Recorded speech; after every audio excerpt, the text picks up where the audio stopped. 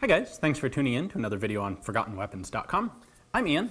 I'm here today at the James Julia Auction House, but by the time you see this video, unfortunately these two pistols will have already sold.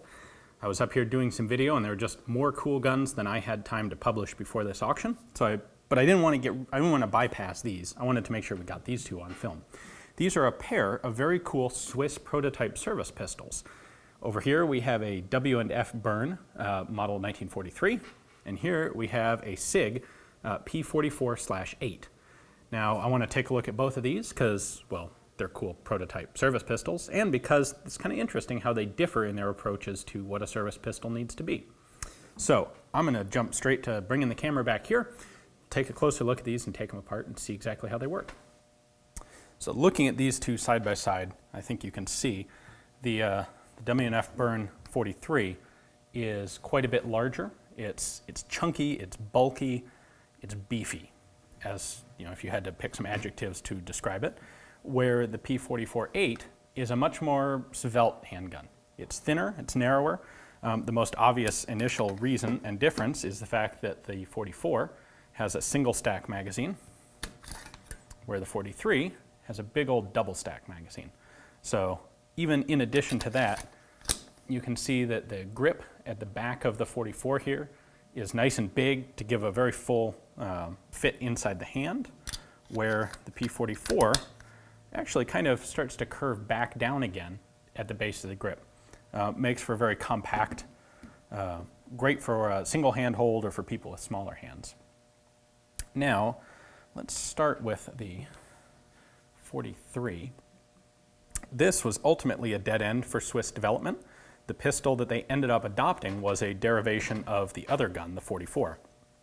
So this is one you won't really see a finished version of anywhere. Although even in a pseudo prototype form here, it's still an excellent pistol. This is a Browning style pistol. You can see the barrel drops down, and when we pull it apart, you'll see that it is obviously inspired by the 1911 design of John Browning's. It's single action only. And typical of a Browning, or of a Swiss pistol, it has a phenomenal single action trigger on it. Safety here on the side, obviously safe and fire, and otherwise it operates, just like a Browning. Slide stop, magazine release, everything very similar to a 1911. So let me go ahead and disassemble it. Let's take a quick look at the insides. Actually, first off, our magazine here, open sides so you can see the cartridges, double stack. I don't know the capacity offhand, but I would suspect this, it's in 9mm parabellum. I suspect this is 14 or 15 rounds. Now, to take the slide off, what we're going to do is hold, just like in 1911, we're going to hold the slide open and then push this button through. The slide stop acts as the pin holding the whole gun together.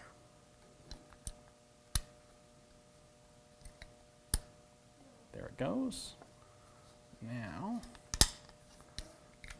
the slide assembly comes off. We'll take a look at the frame in a moment. The slide, as you can see, very much 1911 inspired.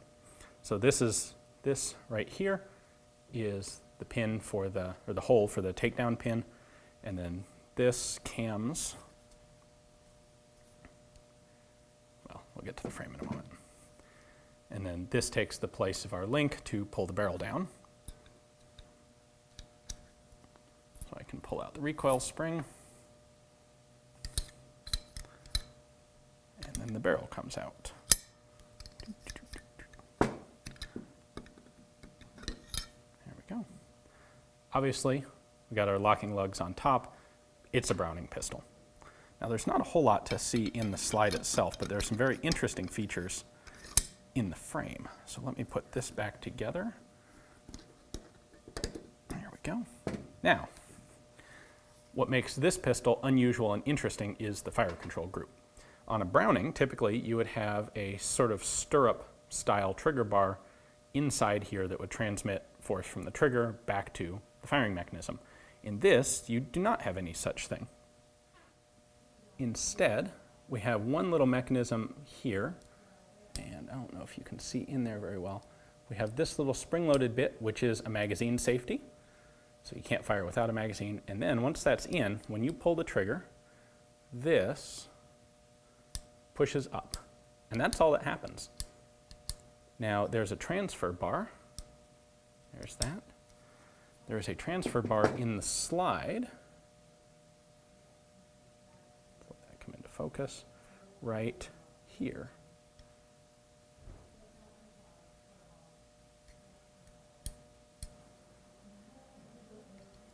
There we go. So when that little pin comes up in the front of the frame, it pushes on this, which pivots. It's rocking on a central pivot point in the middle. Then, going back to the frame, we have this mechanism back here. The back end of that rocking arm hits this, and when this goes down, it allows the hammer to go forward. So you've got your force from the trigger coming up here, pushing up, hitting a rocker that lifts up, which pushes this down, which releases the hammer. A little bit intricate, but an interesting and unusual design. And of course, the safety here, we can't see the part inside, but it does lock the slide, and what it does is prevent this piece from moving. So pretty solid safety. It prevents the hammer from going forward. It doesn't prevent you from pulling the trigger, but it prevents this from moving. Now, the other pistol we're taking a look at here is the P44/8. This is an excellent example showing the progression of what was eventually actually adopted by the Swiss military, the M49, or as it's also known, the SIG P210. The 210 was directly developed from the French model 1935A. It was developed by a man named Charles Petter, P-E-T-T-E-R. It's an extremely comfortable grip. It's an extremely ergonomic gun. Frankly, if the original French ones weren't chambered for the 7.65 Browning long, which is virtually impossible to find ammunition for, they'd be extremely popular guns because they're just a pleasure to shoot. The Swiss took that design, obviously recognized some of the good elements of it, scaled it up, and this was their initial set of one of their initial prototypes in 9mm parabellum. So, if it weren't for the fact that this is an extremely valuable prototype that only has one magazine, this would also be a fantastic shooting pistol.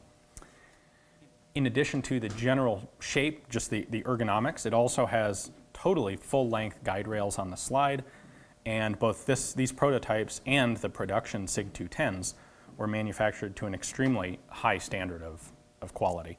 They're extremely smooth. One could argue, probably without much dissent, that they are the highest quality service pistol ever adopted by a military.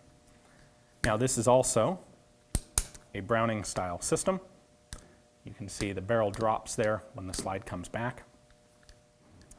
So to disassemble this guy, we're going to pull the magazine out, and then same basic idea, except the slide only has to be a little ways back to pull out the slide stop.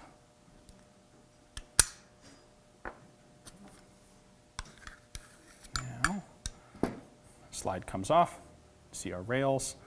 This is a much more typical firing mechanism.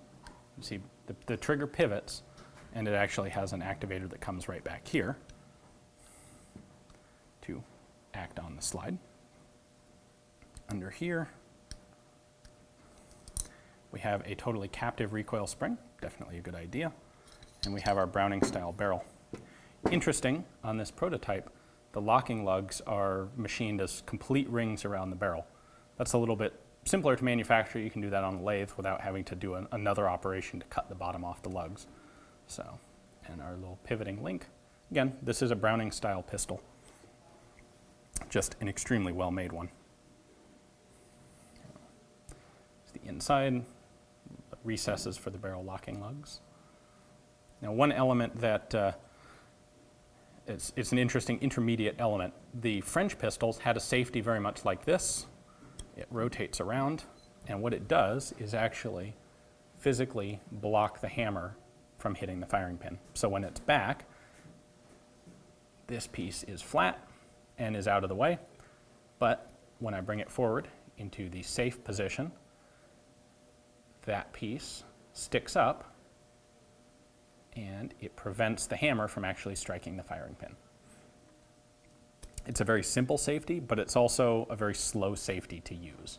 So by the time the SIG 210 was actually adopted, it was using a totally different style of safety. The 210 has a lever here for safe and fire. Frankly, a lever very much like the one here on the Model 43.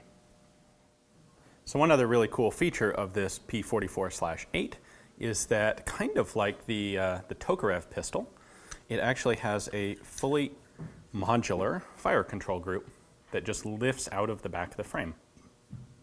So this contains the sear, the hammer spring, all of the important relevant parts for firing. They are tripped by this yoke, comes back straight from the trigger, right there, and that impinges on this, which drops the hammer. So the cool thing about this is it makes the gun very easily maintainable for a military armorer, say.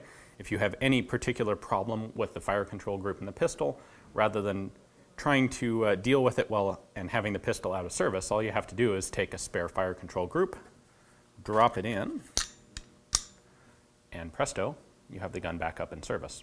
You can then take the broken one and fix it at your leisure.